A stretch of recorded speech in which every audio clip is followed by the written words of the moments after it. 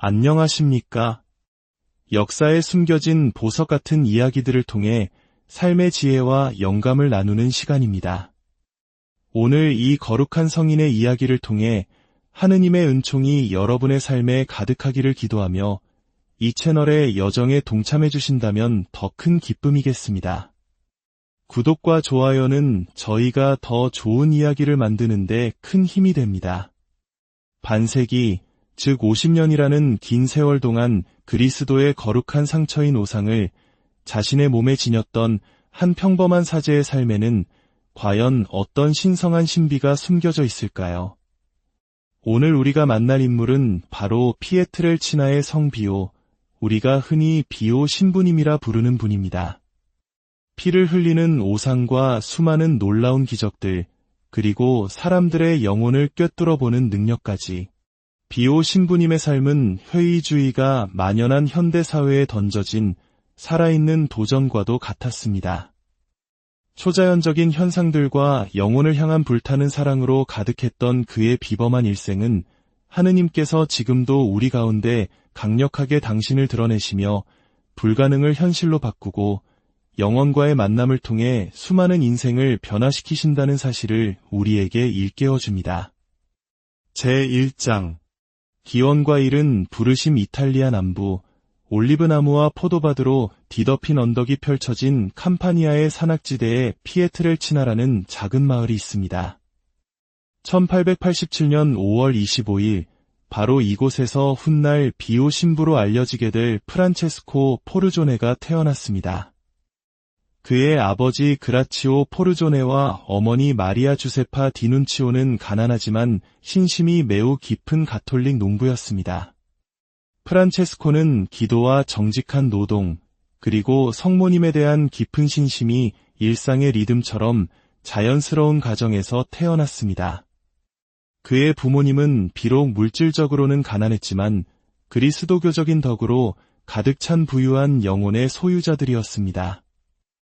이러한 환경은 하느님께서 어린 아들의 마음에 심어두신 성소 에시앗이 아름답게 피어날 수 있는 비옥한 토양이 되어주었습니다.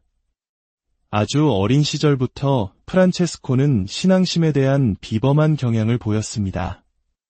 또래 아이들이 천진난만하게 놀이에 빠져 있을 때 그는 이웃이 선물한 십자고상을 묵상하며 기도하기 위해 조용한 곳을 찾아다녔습니다. 허약한 체질의 이 어린 소년이 본당 성당의 성체 앞에서 기도에 깊이 잠겨 오랜 시간을 보내는 모습을 보며 그의 부모님과 마을 사람들은 놀라움을 금치 못했습니다. 후대의 증언에 따르면 어린 프란체스코는 이미 그 시절부터 천상의 환시를 보곤 했습니다. 성모 마리아와 그의 수호천사, 그리고 아기 예수님이 자주 발현하셨지만 그는 어린아이의 순수함 속에서 그러한 경험이 모든 아이들에게 일어나는 평범한 일이라고 생각했습니다. 5살이 되던 해 프란체스코는 그의 삶을 특징짓게 될 비범한 은총의 첫 징후를 경험하게 됩니다. 그것은 바로 회개의 눈물이라는 은사였습니다. 어린 소녀는 세상의 죄와 하느님의 사랑에 온전히 응답하고픈 자신의 열망을 위해 몇 시간이고 눈물을 흘렸습니다. 뚜렷한 육체적 이유 없이 오랜 시간 우는 아들을 보며 당황한 부모님은 본당 신부님에게 조언을 구했습니다. 신부님은 사목적 지혜로서 아이가 특별한 은총의 대상임을 직감하고 그 시간을 존중해 주라고 조언했습니다. 이 눈물의 은사는 평생 동안 프란체스코와 함께했으며 특히 그리스도의 순한 신비가 그의 눈앞에 생생하게 펼쳐지는 거룩한 미사를 봉헌할 때 두드러지게 나타났습니다. 사제가 되겠다는 성소는 놀라울 정도로 이른 나이에 프란체스코의 마음속에서 싹텄습니다. 불과 10살의 나이에 그는 부모님에게 하느님께 자신을 봉헌하는 수도자가 되고 싶다는 소망을 밝혔습니다. 아들의 굳은 결심을 이해했지만 그의 교육에 따를 경제적 희생 또한 잘 알고 있었던 아버지 그라치오는 필요한 자금을 마련하기 위해 잠시 미국으로 이민을 가 일해야만 했습니다. 자녀의 미래를 위해 모든 것을 바치는 아버지의 이러한 숭고한 희생은 우리 한국인들에게도 깊은 공감과 감동을 줍니다. 아버지의 헌신 덕분에 허약한 건강에도 불구하고 뛰어난 성적으로 초등교육을 마친 프란체스코는 청빈과 관상의 정신에 깊이 매료되었던 프란치스코회의 한 분파인 카푸친 작은 형제회에 입회하기 위한 준비 과정을 시작할 수 있었습니다. 그리고 1903년 1월 6일 15세의 나이로 모르코네에 있는 카푸친 수련원에 입회하여 수도복과 함께 비오라는 수도명을 받게 됩니다. 가족과 고향을 떠나는 것은 고통스러운 일이었지만 젊은 수련자는 자신이 선택한 포기의 길의 첫걸음으로 그 아픔을 기꺼이 받아들였습니다. 수도원의 장상들과 동료 수련자들은 금세 그의 내면에서 타오르는 비범한 영적 삶의 징후들을 알아차렸습니다. 그의 기도에 대한 열정, 수도 규칙에 대한 철저한 준수, 가난에 대한 사랑과 극기의 정신은 평범한 수도자의 수준을 훨씬 뛰어넘는 것이었습니다. 그렇게 세상의 시선이 닿지 않는 수도원의 침묵 속에서 훗날 현대교회 역사상 가장 비범한 성인 중 한 명이 될 인물의 영혼이 단련되기 시작했습니다. 제2장 수도 생활과 초기 신비 체험. 비오 형제의 수도 생활과 사제 양성 과정은 그의 약한 건강으로 인해 순탄치만은 않았습니다. 그러나 영적인 성장은 그칠 줄 몰랐습니다.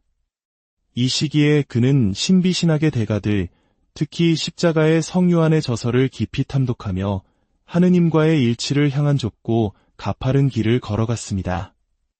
서품식에 참석한 그의 가족들은 이미 이 땅에 온전히 속해 있지 않은 듯한 아들의 모습을 보며 자랑스러움과 경외감이 뒤섞인 감정으로 그를 바라보았습니다. 서품 후 비오 신부님은 장상의 허락을 받아 건강을 회복하기 위해 고향 피에트렐치나로 돌아와 약 6년간 머물렀습니다. 이 기간 동안 그는 지역 본당에서 사목 활동을 하면서 기도와 보속의 삶을 이어갔습니다. 바로 이 피에트렐치나 시절 비오 신부님은 그의 생애에서 가장 놀라운 신비 체험 중 하나인 이중현존, 즉 초자연적인 능력으로 물리적으로 동시에 두 곳에 존재하는 현상을 경험하기 시작했습니다. 기록으로 남은 첫 사례는 1915년에 일어났습니다. 그는 피에트렐치나 성당 제단 앞에서 기도하는 모습과 동시에 마을에서 멀리 떨어진 집에서 임종을 맞이하는 한 남자를 돌보는 모습으로 목격되었습니다. 성사를 거부하던 그 임종자는 훗날 한 카푸치노의 수사 신부가 신비롭게 침대 곁에 나타나 고해 성사를 권하고 병자 성사를 받을 때까지 곁을 지켜주었다고 증언했습니다. 훗날 비오 신부님의 사진을 본 그는 주저없이 자신을 찾아왔던 신비로운 방문객이 바로 그분이었음을 확인했습니다. 그 시각의 비오 신부님이 수많은 증인들 앞에서 명백히 성당에 있었다는 사실은 알지 못한 채 말입니다. 이 시기 비오 신부님의 영적 생활은 악마와의 격렬한 싸움으로 점철되기도 했습니다. 그는 자신의 영적 지도 신부에게 보낸 편지에서 악마로부터 받은 육체적, 정신적 공격을 소름 끼치는 세부 묘사와 함께 서술했습니다. 끔찍한 형상의 발현, 귀를 찢는 듯한 소음, 몸에 뚜렷한 상처를 남기는 구타, 그리고 신앙과 순결을 거스르는 격렬한 유혹들이었습니다. 그는 이렇게 썼습니다. 악마는 잠들지 않습니다. 제 사목 활동이 영혼들에게 얼마나 큰 도움이 되는지 알기에 저를 좌절시키기 위해 온갖 수단을 동원합니다. 대부분의 사람들에게는 보이지 않았던 이 영적 투쟁은 젊은 사제의 기력을 소진시켰지만 그는 끊임없는 기도와 거룩한 미사의 경건한 봉헌, 그리고 만미나, 즉 나의 작은 엄마라고 부르며 끊임없이 의탁했던 성모님의 보호에 대한 흔들리지 않는 신뢰 안에서만 힘을 얻을 수 있었습니다. 이러한 비범한 시련 속에서 비오 신부님은 자신도 모르는 사이에 하느님께서 20세기 교회 안에서 그에게 맡기실 독특한 사명을 위해 준비되고 있었습니다.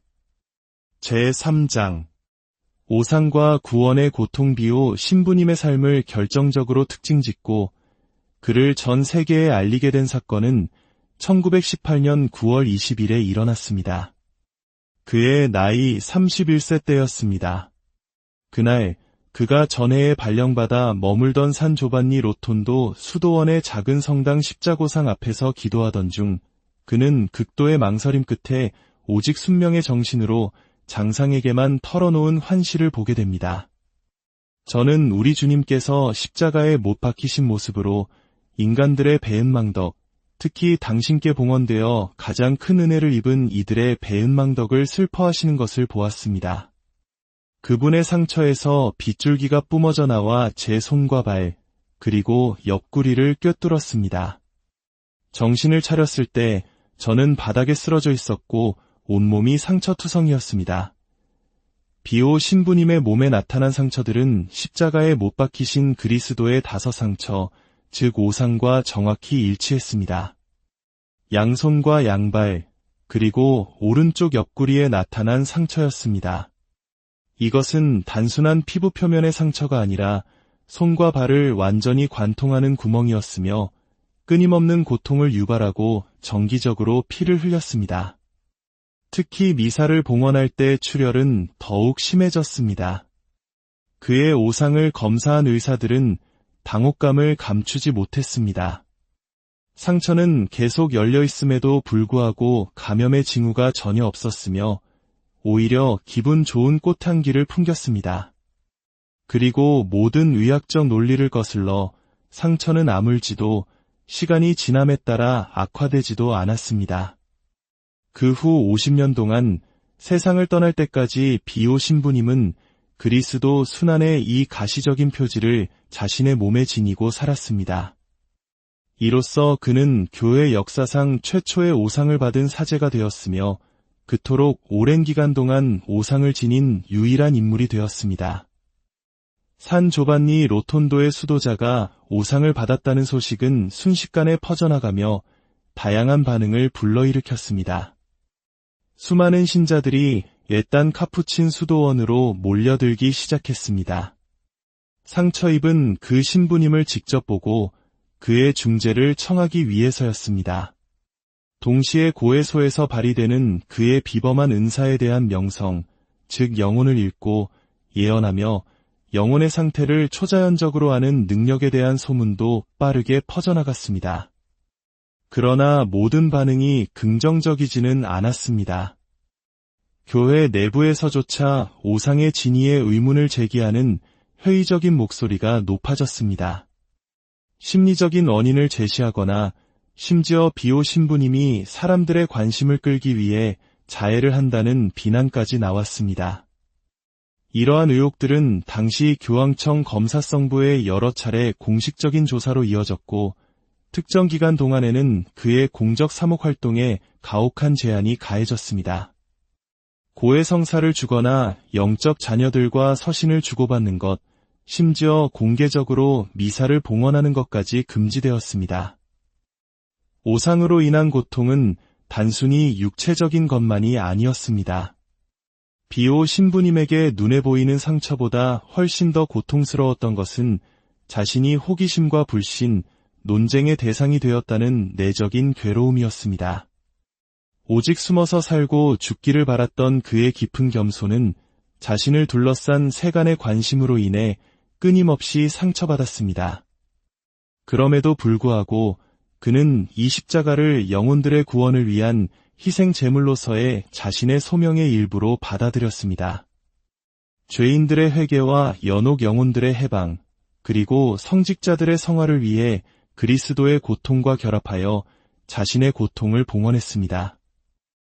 이 세 가지 지향은 그의 마음속에서 특별한 자리를 차지했습니다.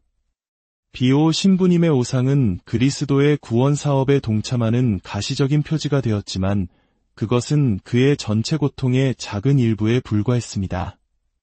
육체적 고통에 더해 내적 황폐의 시기, 신앙과 희망에 대한 유혹, 십자가의 성요한이 묘사한 영혼의 어두운 밤이라는 신비 체험, 그리고 무엇보다 겟세마니에서 겪으신 그리스도의 고뇌에 신비적으로 동참하는 등 훨씬 더 강렬한 영적 고통이 더해졌습니다.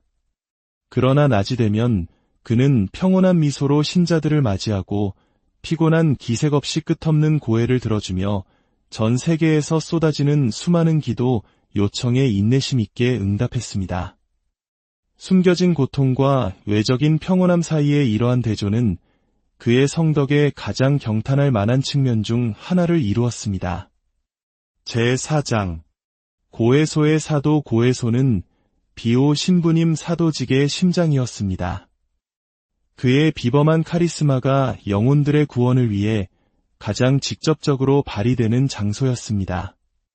거의 50년 동안 오상을 받은 이 사제는 하루에 10시간에서 15시간을 화해의 성사인 고해성사를 집전하는 데 바쳤습니다.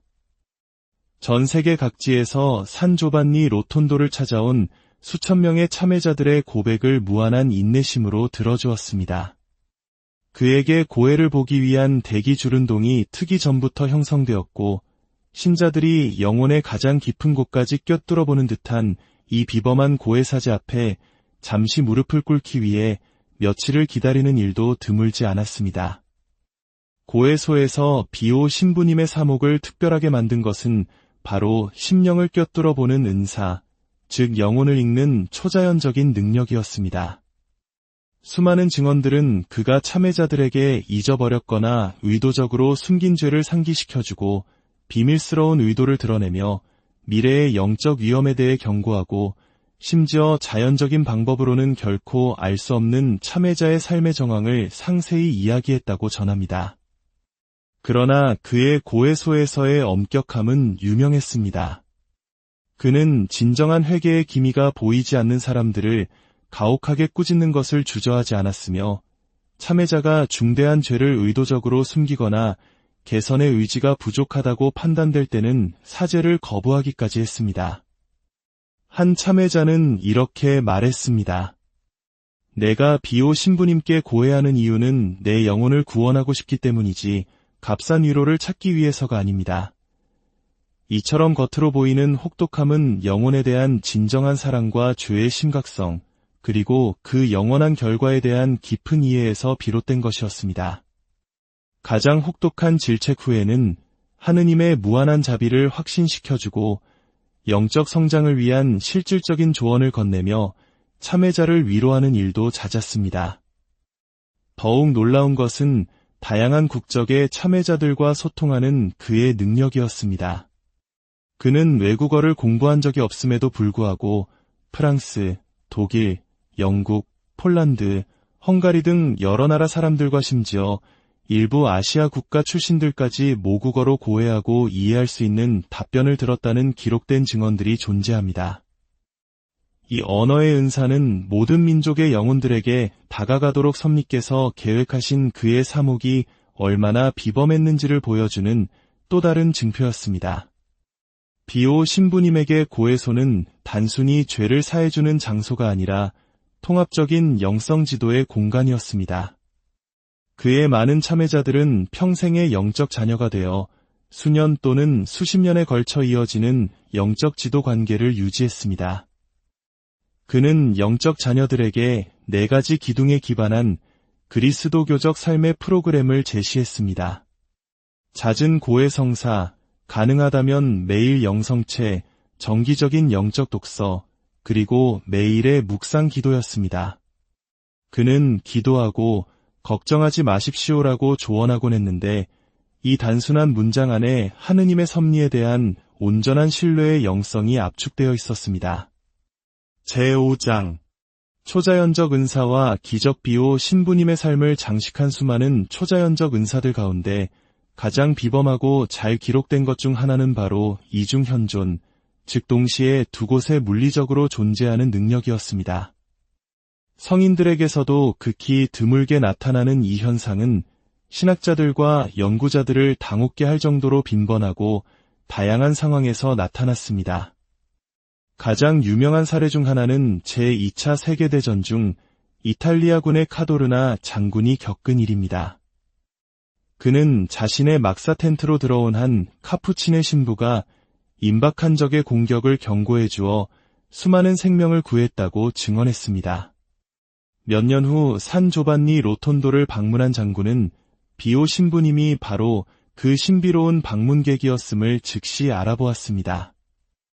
그 기간 동안 비오 신부님은 수도원을 물리적으로 떠난 적이 결코 없었음에도 말입니다. 더욱 놀라운 것은 헝가리 공산 정권 하에 투옥되었던 민첸티 추기경의 사례입니다. 그는 감옥에서 비오 신부님의 반복적인 방문을 받았고 신부님은 그의 신앙을 위로하고 강하게 해주었습니다. 수년 후 석방된 추기경은 이탈리아를 방문하여 산 조반니 로톤도로 가서 그의 방문에 대해 개인적으로 감사 인사를 전했습니다. 그를 마주한 비오 신부님은 단지 이렇게 말했습니다.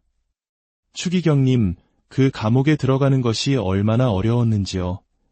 비오 신부님의 예언의 은사는 세계적인 중요 사건에서부터 그를 찾아온 개인들의 삶의 세세한 부분에 이르기까지 놀라운 정확성을 보였습니다. 그는 제2차 세계대전 중 이탈리아가 항복협정에 서명할 날짜를 정확히 예언했습니다. 개인적인 차원에서는 수많은 사례들이 그가 개인들의 미래 사건, 즉 수도 성소, 결혼, 질병, 가족의 회개, 심지어 대략적인 사망 날짜까지 예언했음을 증언합니다.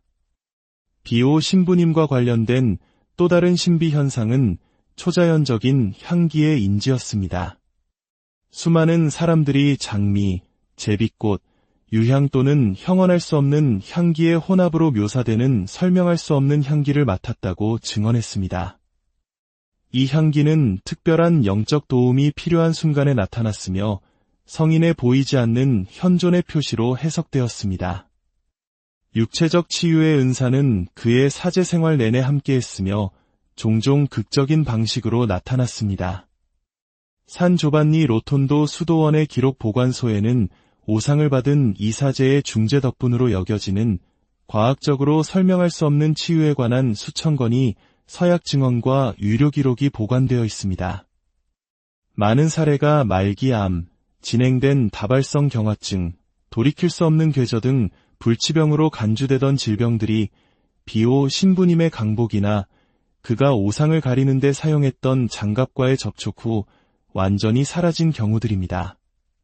제6장 고통을 덜어주는 집 고통을 덜어주는 집의 설립은 비오 신부님의 치유 카리스마가 가장 실질적이고 영구적인 형태로 구현된 것입니다. 기도와 과학의 전당으로 구상된 이 현대적인 병원은 환자들이 가능한 최고의 의료 서비스와 함께 그리스도교적 관점에서 고통에 맞설 수 있는 영적 지원을 동시에 받을 수 있는 센터를 만들고자 했던 비오 신부님의 비전에서 탄생했습니다. 제2차 세계대전 이후 가난한 남부 이탈리아 지역의 보건 상황이 특히 열악했던 시기에 이 아이디어는 싹트기 시작했습니다. 처음에는 이 프로젝트가 재정 자원의 부족으로 실현 불가능해 보였습니다. 그러나 하느님의 섭리에 온전히 의지한 비오 신부님은 전 세계의 영적 자녀들에게 내 생의 가장 중요한 사업을 위한 기부를 호소했습니다. 응답은 폭발적이었습니다. 전 대륙에서 크고 작은 기부금이 쏟아져 들어왔고 1956년 5월 5일 마침내 병원은 문을 열었습니다. 많은 사람들이 불가능한 꿈이라고 여겼던 것이 한 겸손한 수사신부의 흔들리지 않는 믿음과 수천 명의 익명 후원자들의 관대함 덕분에 현실이 된 것입니다. 이는 마치 한국전쟁 이후 모든 것이 폐허가 되었던 시절 절망 속에서도 희망을 일구려 했던 우리 부모님 세대의 노력을 떠올리게 합니다. 개원 연설에서 비오 신부님은 이 기관을 이끌어야 할 정신을 명확히 정의했습니다. 이곳은 환자가 과학적으로나 영적으로나 관심의 중심이 되어야 하는 장소이며 직원들은 모든 환자 안에서 고통받는 그리스도의 얼굴을 보아야 하고 가장 진보된 과학 연구가 인간 존엄성을 위해 봉사해야 하는 곳입니다. 오늘날 설립 후 60년이 훌쩍 넘은 고통을 덜어주는 집은 설립자의 비전에 충실하며 탁월한 의료기술과 전인적인 영적 돌봄을 결합하고 있습니다. 한 오상받은 사제의 불가능해 보였던 꿈으로 시작된 것이 이제는 국제적인 의료기관의 기준이 되었습니다. 이는 신앙이 전문성과 고통받는 이들에 대한 사랑과 결합될 때 무엇을 이룰 수 있는지를 보여주는 살아있는 증거입니다. 제7장 시련과 논쟁, 그리고 미사비오 신부님의 가장 무거운 십자가는 역설적으로 교회 자체로부터 왔습니다. 오상을 받은 지 불과 3년 만인 1921년 교황청은 이 신비 현상에 대한 첫 공식 조사를 명령했습니다. 의심과 비난은 수십 년간 지속되었고 심지어 1960년대에는 그의 독방과 고해소에 도청장치가 비밀리에 설치되는 고통스러운 조사도 있었습니다. 그러나 그의 응답은 언제나 절대적인 순명이었습니다. 그는 모든 권위는 하느님으로부터 오므로 우리는 항상 권위에 순종해야 합니다. 라고 말했습니다. 비오 신부님 영적 삶의 절대적인 중심은 거룩한 미사 봉헌이었습니다. 그에게 모든 성찰례는 갈바리아 십자가 희생의 실제적인 재현이었고 그가 비범한 강도로 체험하는 그리스도 순환에 대한 신비적인 몰입이었습니다. 그의 미사는 종종 2시간 가까이 이어졌으며 특히 성변화 후와 영성체 동안에는 깊은 관상적 침묵의 순간이 길게 이어졌습니다. 그의 미사에 참여했던 사람들은 전례적인 것을 초월하여 신비의 영역으로 들어가는 압도적인 경험이었다고 증언합니다. 사랑과 고통으로 변모된 집전자의 얼굴은 골고타 언덕의 드라마에 내적으로 참여하고 있음을 가시적으로 반영했습니다. 그의 뺨에는 눈물이 하염없이 흘렀고 오상에서는 더 많은 피가 흘렀대로는 제의를 적시기도 했습니다. 한 증인은 이렇게 묘사했습니다. 그것은 단순히 한 사제가 미사를 봉헌하는 것이 아니었습니다. 그것은 그리스도께서 당신의 종을 통해 당신의 희생을 재현하시는 것이었습니다. 제8장 연옥 영혼들과의 관계 비오 신부님의 신비로운 삶에서 가장 비범하면서도 잘 알려지지 않은 측면 중 하나는 연옥 영혼들과의 관계였습니다. 그는 정화 상태에 있는 죽은 이들의 영혼과 일상적인 접촉을 유지했습니다. 그들을 보고, 듣고, 그들을 위해 기도와 희생으로 전구했습니다. 그는 영적 지도 신부에게 보낸 편지에 이렇게 썼습니다. 정화가 필요한 죽은 이들의 영혼이 끊임없이 저를 찾아와 도움을 청합니다. 그들은 제 주위에 살아있는 사람들보다 더 많으며 특히 제가 독방에 혼자 있는 밤에는 끝없는 행렬을 이룹니다. 연옥 영혼들을 위한 전구는 그의 기도 생활에서 중심적인 위치를 차지했습니다. 그는 그들을 위해 수많은 미사와 묵주기도, 십자가의 길, 그리고 개인적인 희생, 특히 오상과 관련된 고통을 봉헌했습니다. 그는 종종 참회자들에게 이렇게 말했습니다. 연옥 영혼들은 신비체에 가장 익힌 지체들입니다. 그러나 그들은 천국에 도달하면 우리를 위해 가장 확실하게 은총을 얻어줄 수 있는 이들입니다. 그들을 위해 기도하는 것을 결코 잊지 마십시오. 제9장 마지막 생애와 영광비오 신부님의 마지막 생애는 점진적인 육체적 쇠약과 함께 비범한 영적 평온함으로 특징 지어졌습니다. 1968년 9월 23일 새벽 마지막 미사를 봉헌한 후 그는 입술에 예수님과 마리아의 이름을 담고 평화롭게 선종했습니다. 그의 시신이 안치된 3일 동안 10만 명이 넘는 사람들이 마지막 경의를 표하기 위해 산 조반니 로톤도로 몰려들었습니다. 그의 시복 시성 과정은 이례적인 속도로 진행되었습니다. 1999년 5월 2일 교황 요한 바오로 2세에 의해 복자품에 올랐고 2002년 6월 16일 같은 교황에 의해 성인품에 올랐습니다. 시성식에는 약 70만 명의 인파가 모여 바티칸 시성식 역사상 가장 많은 군중이 모인 기록을 세웠습니다. 제10장 성비오 신부님께 드리는 기도. 영광스러운 성비오 신부님, 하느님께서는 오상을 통해 당신이 그리스도의 순환에 가시적으로 참여하는 특권을 허락하셨나이다. 저희의 비천한 기도를 들으시어 십자가에 못 박히신 예수 그리스도에 대한 뜨거운 사랑을 저희에게 허락하시고 저희가 십자가 안에서 구원의 샘을 발견하게 하소서. 고해성사의 소중함을 깨닫고 거룩한 미사의 무한한 가치를 이해하도록 저희를 가르치시어 당신이 제대 앞에서 변모되었던 그 깊은 관상의 열정으로 저희도 미사에 참여하게 하소서. 성모 마리아께 대한 자녀다운 사랑을 저희 마음에 불어넣어 주시고 거룩한 묵주기도가 저희의 매일의 영적 무기가 되게 하소서.